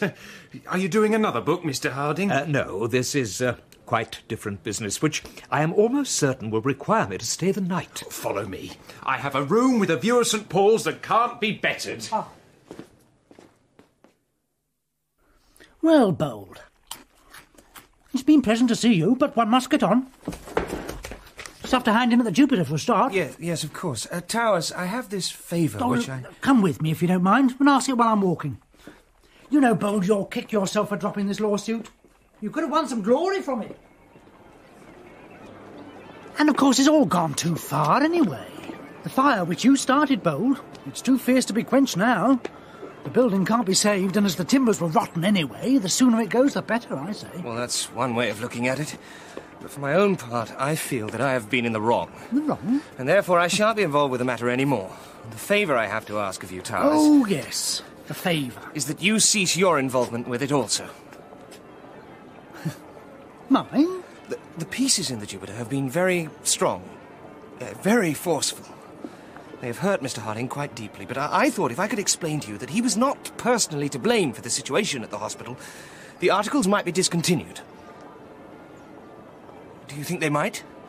My dear fellow, I really cannot answer for the Jupiter. Well, perhaps not, but if you saw that the articles were unfair, unjust, you could endeavour to put a stop to them. You could do that, could you not? If you chose. You flatter me, Bold. But you are mistaken. Oh, come. You wrote those articles. I have no doubt that you did. And very well written they were.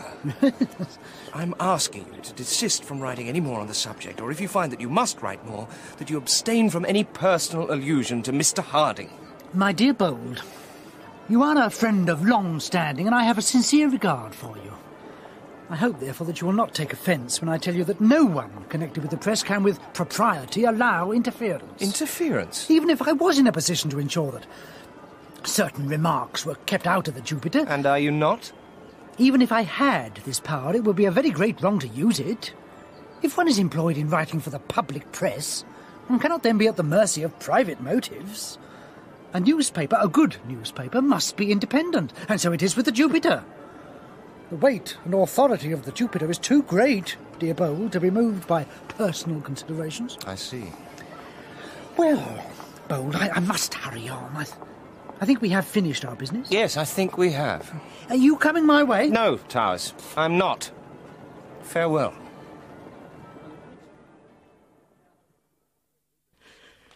Does Sir Abraham know you, sir? Oh, yes. Well, at least he knows of me. Do you think it might be possible for me to speak with him? Sir Abraham is in court at present.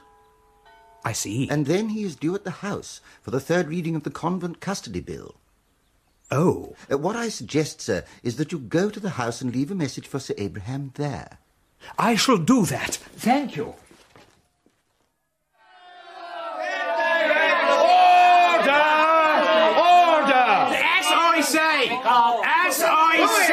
I never thought I'd see the day when the head of the bar, the legal advisor of the Crown, stood up in this house and attempted to legalise indecent assaults upon the bodies of religious ladies. Excuse me, sir. Are you Mr. Harding, sir? Yes, I am. I have a message from Sir Abraham Haphazard. Ah. He says he will see you tomorrow. Tomorrow? Oh, very well. At 10 p.m. So late? 10. In his chambers.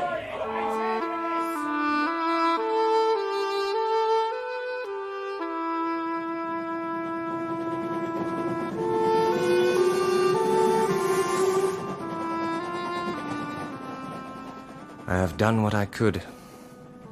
I have pleaded with Tom Towers as I promised Eleanor I would. And I have failed. Indeed, I have failed, and failed utterly in this whole business. I set the thing in motion, took it far enough to ensure that Mr. Harding was made miserable for life, backed out at the very moment when some progress was imminent, and then found myself quite powerless to help poor Harding out of his plight. In truth, I could not have managed it worse. I inflicted hurt and wretchedness on an innocent friend, but stayed my reforming hand just when I might have reaped some reward for myself. Dr. Anticant, Mr. Sentiment, not forgetting the Jupiter. The cause is a very great one now, and I could have been at its forefront. I might have become a celebrated and respected figure in the capital, new vistas, lofty heights. But all hope of that is gone. Did you pass a pleasant night, Mr. Harding? Pleasant enough, thank you. And I shall need to spend another night here, if that is possible. You may see out the year with us, should that be your wish. Ah. Also, I wonder whether you have a copy of Bradshaw that I might borrow. Certainly, Mr. Harding. One moment. If I had the courage, I would have chosen another place to stay. It is quite likely that Dr. Grantley knows that I have visited here on previous occasions, or if not, will discover the fact before departing Barchester. But I think I would rather have him collaring me here than setting up a manhunt through the metropolis. There's no possibility, I feel, that he departed yesterday. If he did, he would for certain have found me by this time, unless... Oh, good heavens! What if he took the night mail train and arrived in the early hours? What if... Bradshaw, where would we be without him, eh? Thank you. Waiting around for hours on station platforms, I imagine. Yes. Has another clergyman come here who travelled by the night train? No, not one. Well, I'm going out within the hour. If a clergyman by the name of Dr. Grantley should arrive during the course of the day, and if he should ask for me, would you please inform him that I will be back here this evening? Rather late. I need not, I suppose, have left the hotel so soon. If Dr. Grantley travels today, the earliest he could reach Paddington, so says Bradshaw, is 2 o'clock. But who knows what measures the Archdeacon might take. A message could reach the hotel this morning by electric telegraph, or a letter could be delivered there by hand, each commanding me to return to Barchester immediately. And who knows but that, coward as I am, I would not feel constrained to obey. Good morning, sir. Good morning to you. Are you interested in attending the service, or do you merely wish to walk around the Abbey? Well, I'm not keen to walk around. I should prefer to attend the service. Of course, sir. Unfortunately, sir, it doesn't start for another 3/4 of an hour. But if you would like to come in anyway... Yes, I think I would. That'll be 2pence then, please.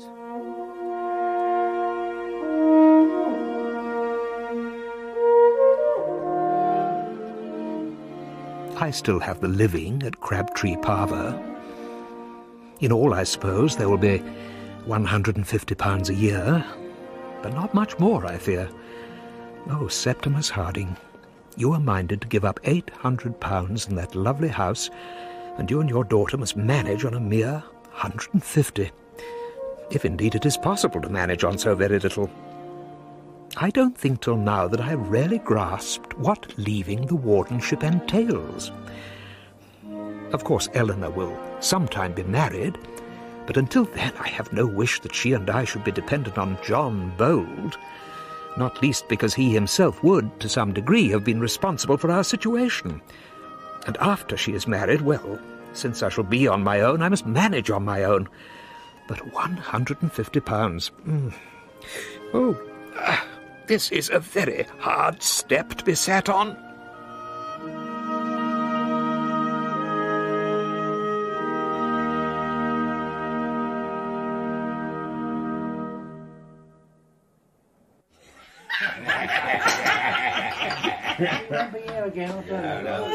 I only left at last. What can I get you?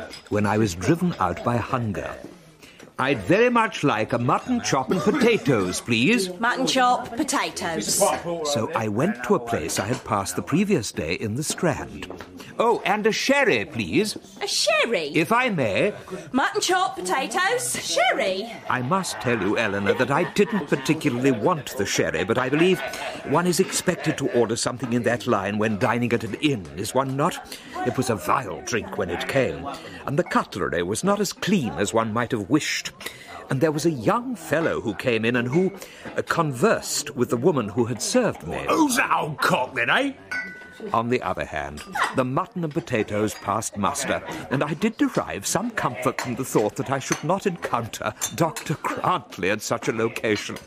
But altogether it was not the most eligible spot to spend the evening, so I decided to decamp.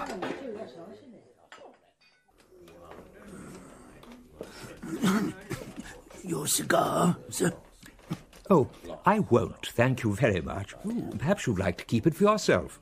Oh, you're too kind.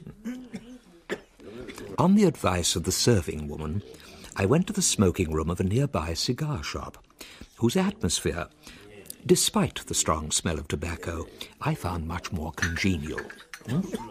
Will you have a cup of coffee, sir? Or would you prefer sherbet? Sherbet? I rather imagined that sherbet should only be taken when one is sitting cross-legged, so I opted for coffee.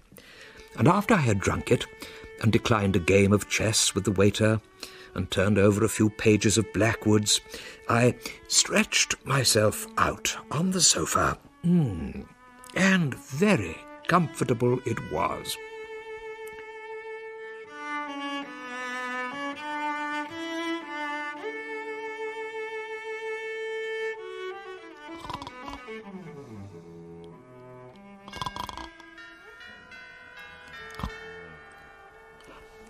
"9:30? Oh, yes, sir. Will you have another cup of coffee? No, thank you. No, I must be going. Oh, Eleanor, fancy waking up from my sleep to discover that after a day or more of waiting and inactivity, I had barely half an hour till my appointment. I fear I got myself into something of a sweat, rushed out of the cigar shop, thought about getting a cab but couldn't immediately find one, walked exceedingly fast to Lincoln's Inn and arrived 20 minutes early, finally contriving by dint of strolling up and down that pleasant place to be precisely punctual, and then at last I met with Sir Abraham Haphazard. So, Mr. Warden, our trouble about this lawsuit is at an end. I very much hope so, yes. Oh, there's no doubt. It's all over. Is it? Haven't you heard? They've withdrawn the suit. I see. I was aware of the possibility. Yes, excellent news for you, is it not? You may trouble yourself no further now. Well, I'm not so sure, Sir Abraham. I'm sorry? I wish to seek your advice. My advice has already been given, Mr. Harding. The truth is, I am ill-satisfied with the matter as it stands, nor does your news of the withdrawal of the suit make things at all easier for me. You see, I cannot help take the view that Hiram's Hospital is not at present administered in accordance with the will of its founder. Institutions such as the hospital never are, Mr. Harding, for circumstances must needs alter with the times. Perhaps, but I fear I cannot yet persuade myself that the hospital's altered circumstances give me the right to £800 a year. So, Sir Abraham, since I have never read John Hiram's will, and would probably fail to understand it if I did, I very much want you to answer this question. Am I, as warden of the hospital, legally entitled to the proceeds of the property? Are you entitled to them? Yes. Is the £800 per annum mine by law? By law? Well, no, I can't exactly say. Not in so many words. The issue is an exceedingly complicated one, which is the reason for my being brought in to offer my opinion. But why should you be concerned with the question at all, Mr. Harding, when you now know that the lawsuit has been abandoned? Well, I ask the question, Sir Abraham, because I may wish to resign my position. Resign it? Give it up entirely? Yes. Did you see the articles in the Jupiter? Oh, my dear man, you can't possibly wish to resign on the Jupiter's account. That's quite absurd. Have you consulted with Dr. Grantley on this matter? No, I have not. Well, would it not be best to defer any decision until you have done so? No, absolutely not. This matter can't wait. Not even a few hours? No. So... Of course, if you have private means which are sufficient for your needs... I have no savings, Sir Abraham. Then how on earth do you mean to live? Well, Mr. Harding, you have sought my advice, and this specifically is it. The measure you are contemplating is extremely serious, and it is one for which there is not the slightest necessity, since no one now questions the justice of the case. You should do nothing, until you have talked with the Archdeacon. For in my not inconsiderable experience, a man is seldom the best judge of his own position. A man is the best judge of what he feels. I'd sooner beg for my bread than go against what I feel is right. I see. Well, Mr. Harding, perhaps you've derived all the benefit you can from this discussion. And another thing, Sir Abraham. Yeah? You say no one questions the justice of the case. That's not true. I question it, and I am the most important witness against myself. It may seem strange to you, it certainly seems so to me, that I should have spent 10 years in my happy home, and that in all that time my conscience offered no question or complaint, was only woken from its slumbers when others began to make a noise. But it is awake now, and I must obey it. I came here tonight in the expectation of asking you to abandon my defence. I know now that there is no lawsuit, and there is therefore no defence. But it is, at any rate, as well that you should be informed at first hand of my decision. From tomorrow, Sir Abraham, I shall cease to be warden of Hiram's Hospital. I thank you, sir. Mr. Harding, you will sleep on this, won't you? Oh, I hope to do so, Sir Abraham, for I have lain awake on it too many nights since the affair began. Goodbye. Come in, come in. Thank you. I'm sorry it's so late. Oh, well, Mr. Harding, you can't be blamed for the passing of the hours. Your friend, Dr. Grantley, is here. Ah, really? Yes, and his wife. They're waiting for you in their rooms. Papa, I thought you were never coming back. Forgive me, Susan, but the Attorney-General would only see me at 10, and great men will have their own way. So you've seen him, have you? I have. Oh, that's most unfortunate, Warden. It really is. It's not customary, you know, for clients to go directly to their counsel. Is it not? Oh, well, I've done it now. And Sir Abraham didn't seem to find it so very strange. Oh, Warden. But, Papa, what did you say to Sir Abraham? Well, I asked him if he would be good enough to explain John Hiram's will to me. Explain it? He has already done so in the 95 pages of his opinion. I mean explain it in a way which might assure me that I am entitled to the money I receive each year. And he did that, I trust. No, Archdeacon, he didn't. He couldn't. So... Yes? I have resigned the wardenship. Oh, Papa. Resigned it? Resigned it? Good heavens, but the whole business, the lawsuit, it's already been settled. Yes. Papa! Settled, do you hear? All that is required of you, Warden, is that you carry on quietly at the hospital. Carry on exactly as you've been doing. £800 a year, no work to do. Perfect. Yes.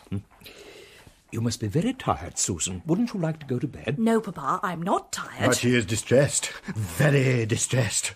Warden, tell your daughter you'll change your mind. Promise her you'll not resign.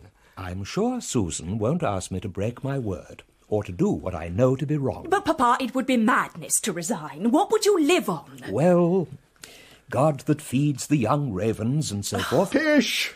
If the ravens persisted in refusing the food that God gave them, they wouldn't live very long. Think of Eleanor, Papa. I do think of Eleanor. For her sake. For my sake. Put off your decision till our return to Barchester, till you've seen the bishop, dear Papa. But it is for your sake and Eleanor's that I have made my decision. I could not endure it, you see, if my children were ashamed of their father. So instead you will destroy Eleanor's prospects forever, and all because some scoundrel writes an article in a newspaper. Good heavens! Warden, say you'll not resign. But I shall resign. You shall not. The bishop won't allow you. I'll see to that. I shall resign. Then you shall be ruined. Ruined! How will you pay the monstrous expenses incurred by this case? I don't suppose they will be that heavy, Archdeacon, given that the action has been abandoned. Oh, they will, my dear. Believe me, one doesn't keep the Attorney-General up till the small hours and escape free of charge. I shall sell my furniture. Furniture? Come, Archdeacon, you know you never expected Papa to pay the costs. Well, I have done my duty in this business. Indeed, I have done more than my duty, have I not, Susan? I have left no stone unturned to make things easy for your father, to ensure for him a life of peace and security. And what thanks have I received? My advice has been systematically rejected. I have been slighted. He has gone behind my back. So, I am afraid, my dear Susan, that if he chooses to ruin himself, ruin your sister too, I cannot help it. I have nothing more to say. In that case, Archdeacon, I'll wish you a very good night. Good night, Susan. Good night, Papa.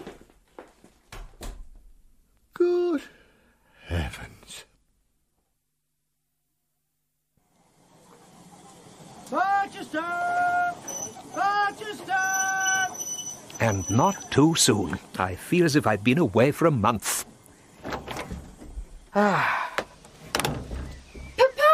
Eleanor! Oh, are you well, Papa?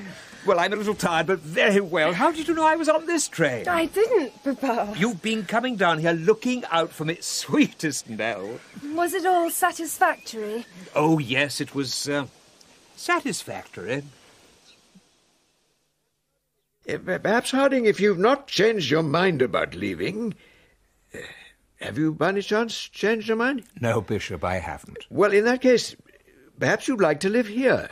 Here? We should be able to find a comfortable suite of rooms for you somewhere in the palace, I'm sure. You could come and be my resident chaplain. Me, your chaplain? What use would I be? I'm not sure I like the word used, Harding. You'll join me in a glass of wine? Thank you. The point is, you'd have a roof over your head. And I'd have good company. You're very, very kind. Nonsense. But I couldn't accept. Oh. Here, wine, Harding. Why couldn't you accept? I wish to be able to support myself. I don't intend to live on charity. It wouldn't be charity, though.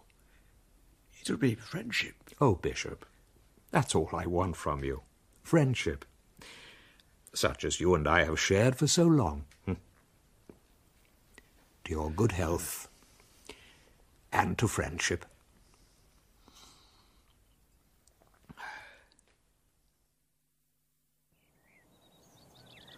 No, Miss Eleanor. There's nothing left for me now. My days of comfort are behind me. Bunce, I'm certain that's not true. The hospital will provide you with all that you need. No. The hospital can do nothing for me now. Not with your dear father going. No happiness, no comfort. It's all over for me in this world. But you have many years ahead of you. No, miss. I hope I haven't at any rate, after what's happened here. All that remains is to forgive my enemies, and your father's, if I can forgive them, and then to die. Oh, Bunce. Well, Bunce, are the men assembled? They are, your reverence. All except George Bell, of course. Of course. A week or two, no more, and he'll be dead. But he still won't give up thinking about money. All those hundreds of pounds he reckons the hospital owes him. The old fool. But then he's no worse than the rest. Are you ready to speak to them, your reverence?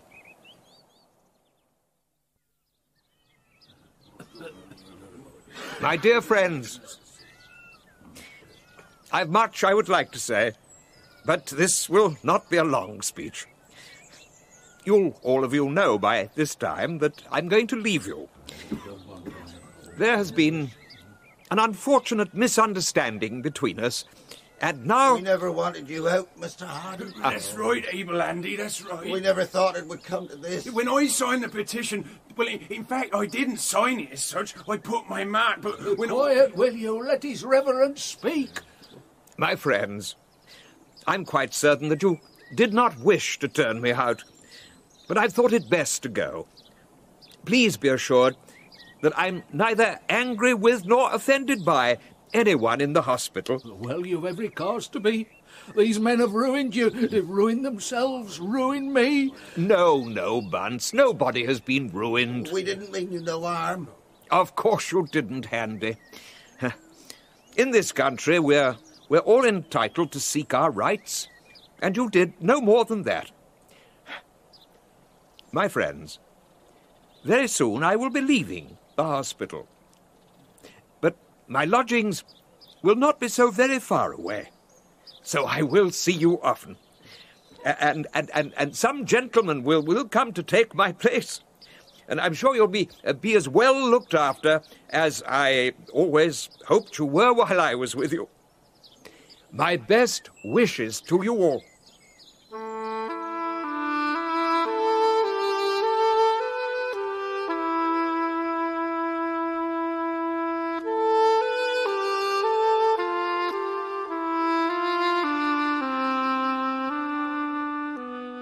It is some time now since my father-in-law left the hospital.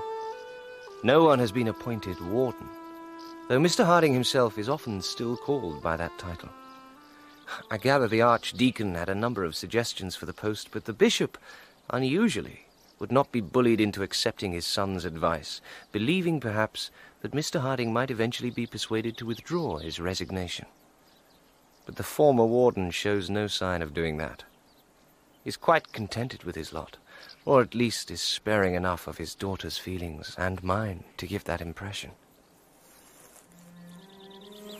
I have come back to the hospital today. There are only 8 men now. The rest lie in the churchyard. The grounds have grown distressingly disordered and ugly, and the warden's garden, this place, which was once so neat and pretty, so well cared for, has now become a wilderness.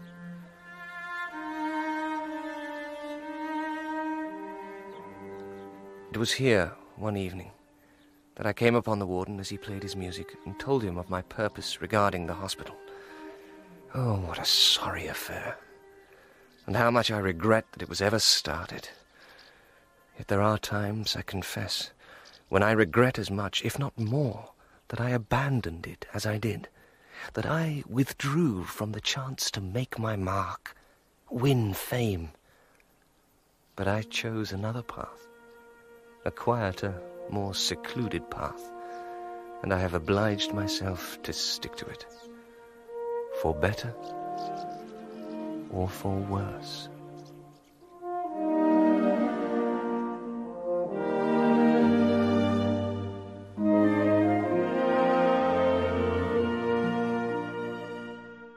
The Warden by Anthony Trollope was dramatised for radio by Martyn Wade.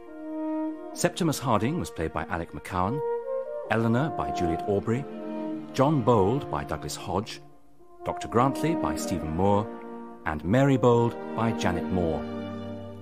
The Bishop of Barchester was played by Peter Howell, Bunce by Norman Bird, Mrs. Grantley by Jilly Bond, Chadwick and Tom Towers by David Collings, Sir Abraham Haphazard and Gazy by Derek Waring, Crumple by Garard Green, Handy by Gavin Muir, and Skulpit by Jonathan Keeble. The Warden was directed by Cherry Cookson.